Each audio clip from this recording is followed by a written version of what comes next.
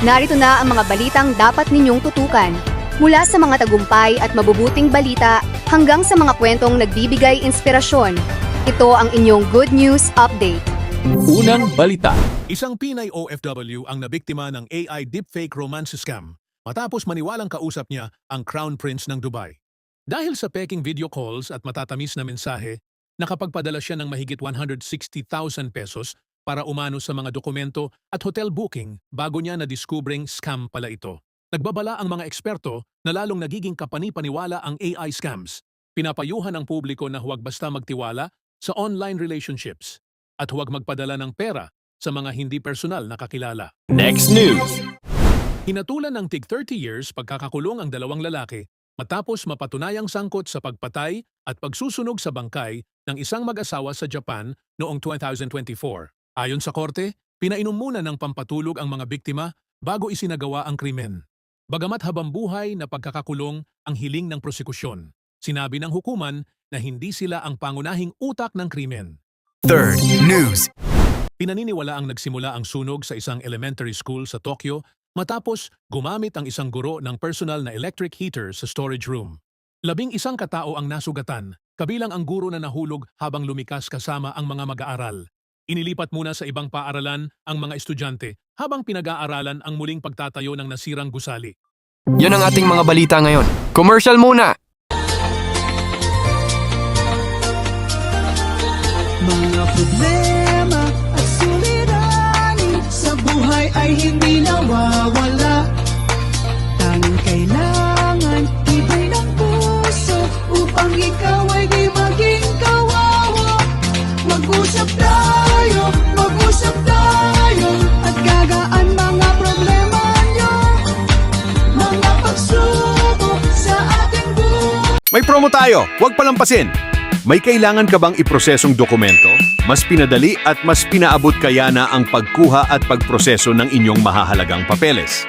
Available ang aming apostille services, marriage certificate, Senomar, birth certificate at translation services para sa inyong iba't ibang pangangailangan, para sa trabaho, pag-aaral, pagbiyahe o pagpunta sa abroad.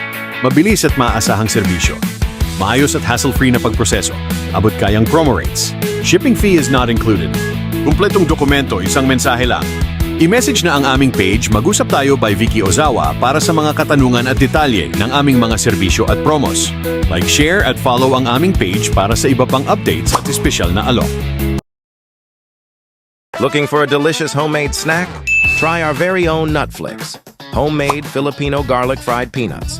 Crispy, flavorful, and perfect for your everyday cravings while watching movies, studying, or relaxing at home. Made with quality ingredients and available for only 1,000 yen. Follow our page, Mag-usap Tayo by Vicky Ozawa. Don't forget to follow, like, and share our page. Message us now to order your homemade Nutflix. Shipping fee is not included. Welcome sa Chika Showbiz! Hatid namin ang maiinit at pinakabagong balita sa mundo ng showbiz mula Hollywood hanggang sa mga paborito ninyong artista sa Pilipinas. Tara, sabay-sabay nating alamin ang latest chika! Masayang ibinahagi ni LJ Moreno ang kanilang pagbabalik sa Pilipinas matapos manirahan sa Amerika. Ayon sa aktres, matagal na niyang namimiss ang pag-arte at mas magiging magaan ang buhay ng kanilang pamilya sa tulong ng kanilang mga mahal sa buhay. Ibinahagi ni Angel Castro na muntik siyang mabulag matapos magkaroon ng matinding eye infection na umano'y dulot ng eyelash extension. Hinikayat niya ang publiko na maging maingat at tiyaking ligtas ang proseso bago magpalagay nito. Nilinaw ni Eric Fructuoso na magkaibigan lamang sila ni Kim Rodriguez sa kabila ng mga espekulasyon. Itinanggi rin niya ang isyong babaero siya at sinabing mas marupok lamang siya kaysa babaero. At iyan ang kabuuan ng ating balita. Maraming salamat sa inyong pagtutok. Huwag kalimutang i-follow ang aming page, Mag-usap Tayo by Vicky Ozawa, para sa mas marami pang updates mula Japan, Pilipinas, at buong mundo. Ingat at hanggang sa muli! Before we end, we invite everyone to like, share, and subscribe to our page.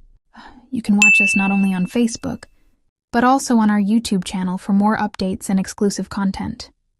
We also have original 100 Pinoy diaries and 95 Tagalog quotes at Spotify and Apple Podcast, all in Tagalog written by Vicky Ozawa. voice over by talented Filipina, Miss Joy and Jasmine, now available. So don't forget to listen and support our creative works. If you have any concerns, inquiries, or if you are interested in our commercials or services, please feel free to message us anytime on our Facebook page, Mag-usap Tayo by Vicky Ozawa. We are open Monday to Friday, 9 a.m. to 6 p.m., Japan time. Thank you very much for your continued support. And we look forward to assisting you. Maraming salamat from Team Mag-usap Tayo by Vicky Ozawa. Here is short quote from Ms. Vicky Ozawa, Life is a gift. Find peace of mind first rather than happiness. Thank you very much.